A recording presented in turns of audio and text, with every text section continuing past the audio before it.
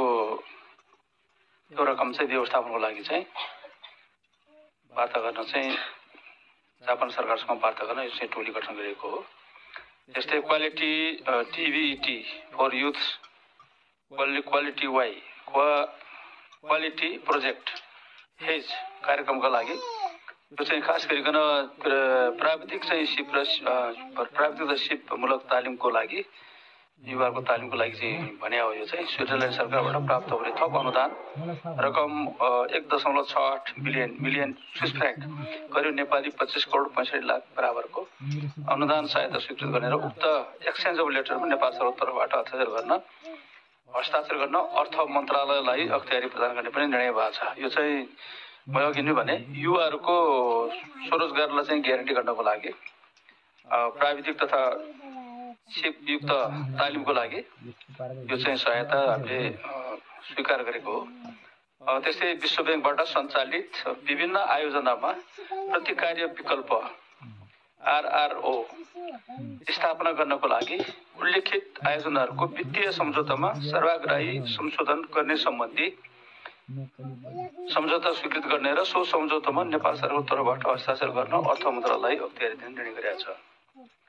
यस्तै प्रकारले अर्थ मन्त्रालयसँग जोडिएको अर्को चाहिँ निर्णय छ। 2081 चैत्र 20 गतेदेखि 22 गतेसम्म स्पेनको मैड्रिड राजधानी मैड्रिडमा सञ्चालन हुने leadership and leveraging the global SAI network कार्यक्रम र 2081 चैत्र 25 गतेदेखि 26 गतेसम्म थाइल्यान्डको ब्याङ्ककमा सञ्चालन हुने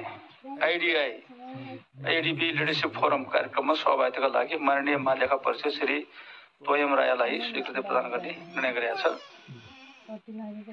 यस्तै प्रकारले विश्व ब्याङ्कको वित्तीय सहयोगमा कार्यान्वयनमा रहेको रणनीतिक सडक सञ्जाल तथा व्यापारिक मार्ग सुधार आयोजनामा प्रस्तावित 200 मिलियन अमेरिकी डलर बराबरको थप सहुलियतपूर्ण ऋण रकम स्वीकार गर्ने सम्बन्धी वित्तीय सम्झौता र आयोजना दस्तावेजलाई अन्तिम रूप दिन नेपाल सरकारको तर्फबाट वार्ता गर्न अर्थ मन्त्रालयका सचिवको नेतृत्वमा वार्ता टोली गठन गरी उल्लेखित दस्तावेजहरूलाई अन्तिम रूप दिने अख्तियारी पनि सो चाहिँ वार्ता टोलीलाई दिने निर्णय चाहिँ हामीले गरेका छौँ।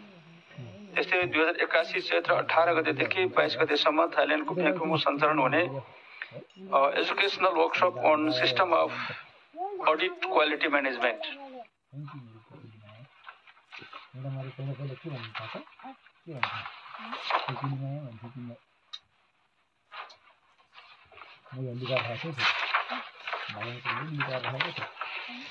कार्यक्रममा सहभागिताको लागि उपमहालेखा परीक्षक श्री वैकुण्ठ बहादुर अधिकारीलाई स्वीकृति प्रदान गर्ने निर्णय भएको छ।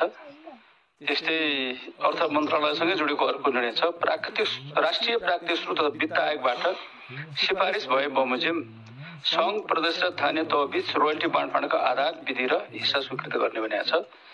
यो चाहिँ अहिलेसम्म चाहिँ राष्ट्रिय प्राकृतिक स्रोत वित्त आयोग त्यसको सिफारिसको आधारमा चाहिँ सशर्त अनुदानको समपूरक अनुदान विशेष अनुदान होइन समानीकरण अनुदानको व्यवस्था गर्ने हो र चाहिँ सङ्घ प्रदेश स्थानीय तहबीचको चाहिँ रोयल्टीको बाँडफाँडको पनि आधार तयार गर्ने तिनीहरूले तयार गर्ने हो।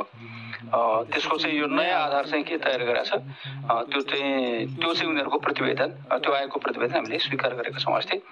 त्यस्तै उद्योग वाणिज्य तथा आपूर्ति मन्त्रालयसँग जोडेको एउटा निर्णय छ। उद्योग वाणिज्य तथा आपूर्ति मन्त्रालय अन्तर्गतका निकायहरूको सङ्गठन तथा व्यवस्थापन सर्वेक्षण अर्गनाइजेसन एन्ड म्यानेजमेन्ट गर्न पूर्व स्वीकृति प्रदान गर्ने निर्णय छ।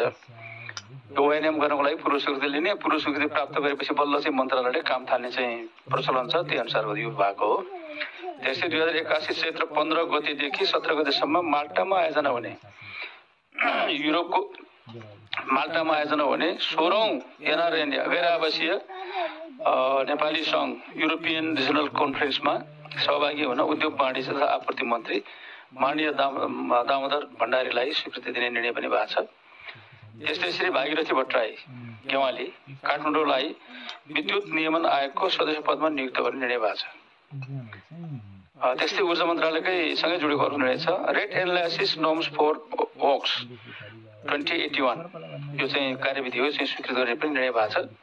यो ऊर्जा जलस्रोत तथा सिंचाइ मन्त्रालय अन्तर्गतकै निर्णय हो यो। त्यस्तै आर्थिक वर्ष 2081-82 को बाँकी अवधिका लागि कृषि तथा पशुपक्षी विकास मन्त्रालय अन्तर्गत सञ्चालित उच्च मूल्य कृषि वस्तु उत्थानशील कार्यक्रम काठमाडौँको लागि अधिकृत स्तरका 8 पदहरूको स्थायी दरबन्दी स्वीकृत गर्ने निर्णय भएको छ। त्यस्तै राष्ट्रिय चिया तथा कफी विकास बोर्डको कार्यकारी निर्देशक पदमा श्री महेन्द्रराज पाण्डे लमजुङलाई नियुक्ति गर्ने निर्णय भएको छ। त्यस्तै प्रकारले अनुचित लेनदेन मिटर ब्याज अपराध सम्बन्धमा अपराध नियन्त्रणका लागि सुझाव सहितको प्रतिवेदन पेश गर्न श्री बाबुराम नेग्मीको अध्यक्षतामा श्री भरतबहादुर पोखरा र श्री बद्री प्रसाद भट्टराई सदस्य रहेको 3 सदस्यीय अनुचित लेनदेन मिटर ब्याज सम्बन्धी जाँचबुझ आयोग 2081 गठन गर्ने निर्णय भएको छ। किनभने हामी सबैलाई थाहा छ मिटर ब्याजको त्यत्रो समस्या भएको अनि संसदले चाहिँ फास्ट ट्र्याकमा चाहिँ ऐन पनि बनाएको, तर त्यसको कार्यान्वयन गर्ने काम चाहिँ अझै पनि प्रभावकारी ढङ्गले नभए हुनाले त्यो मिटर ब्याज सम्बन्धी जाँचबुझ आयोग गठन गरिसकेपछि त्यसले एउटा रिपोर्ट पेश गर्छ। त्यसको रिपोर्टको आधारमा सरकारले त्यसलाई चाहिँ प्रभावकारी ढङ्गले कार्यान्वयन गर्ने कामका लागि यो व्यवस्था गरिएको कुरा यहाँ सबैलाई म जानकारी गराउन चाहन्छु। गैर आवासीय नेपाली सम्बन्धी विधेयक तर्जुमा गर्न संवैधानिक स्वीकृति। गैर आवासीय नेपाली सम्बन्धी विधेयक त छँदैछ, त्यो विधेयकलाई संशोधन गर्नको लागि चाहिँ थप चाहिँ परिमार्जन गर्नको लागि यो सैद्धान्तिक स्वीकृति गर्ने त्यो विधेयक तर्जुमा गर्नको लागि भनेर चाहिँ स्वीकृति प्रदान गरिएको छ। भूमि व्यवस्था सहकारी गरीब निर्माण मन्त्रालय अन्तर्गत एउटा निर्णय छ। जिल्ला समन्वय समितिको नाममा दर्ता रहेको तनहुँ जिल्ला साबिक फराकचौर गाविस वडा नम्बर 9 को क्षेत्रफल 6 आना सरकारी जग्गा प्यास नगरपालिका वडा नम्बर 3 को वडा कार्यालय भवन निर्माणको लागि उपयोग गर्न स्वीकृति प्रदान गर्ने पनि निर्णय गरेका छौँ हामीले।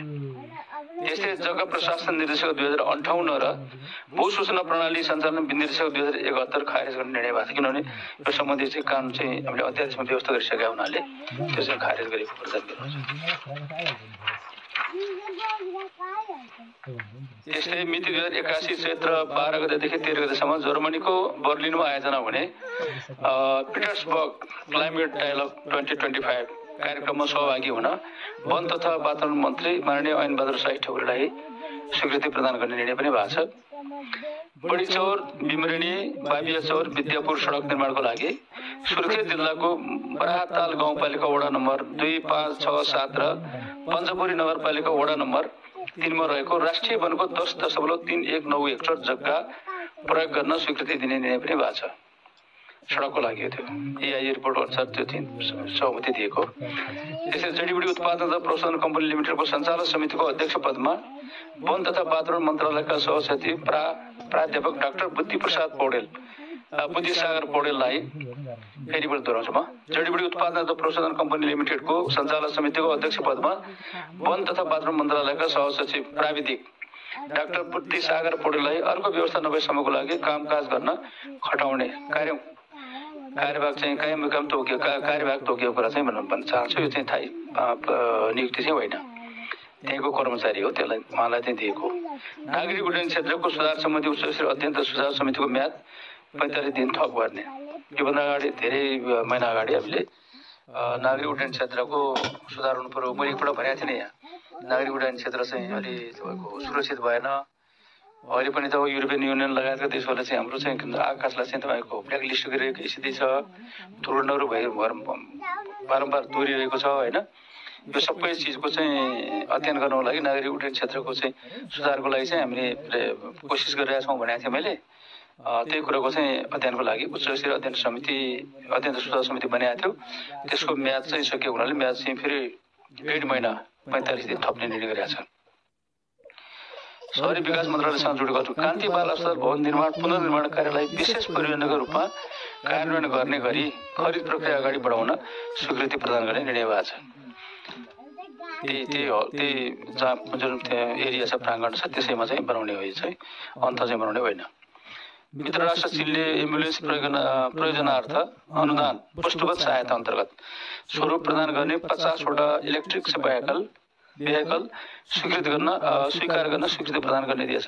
50वटा चाहिँ विद्युतीय चाहिँ साधनहरू शहरी साधनहरू चाहिँ एम्बुलेन्सको प्रयोगको लागि दिने भएको छ चीन सरकारले। त्यसको चाहिँ त्यो सहायता स्वीकृति गर्ने निर्णय गरेको हो। स्वास्थ्य बिमा बोर्डको कार्यकारी निर्देशकको पदमा डाक्टर रघुराज काफ्ले तनहुँलाई नियुक्ति गर्ने पनि निर्णय भएको छ। पत्रकार साथीहरू, यी 25वटा निर्णयहरू अस्तिको मन्त्री परिषदको बैठकले गरेको निर्णयहरू हुन्। अब हाम्रो अस्तिको निर्णयहरू चाहिँ सार्वजनिक गर्ने कार्यक्रम यही समापन भएको म जानकारी हुन चाहन्छु। धन्यवाद।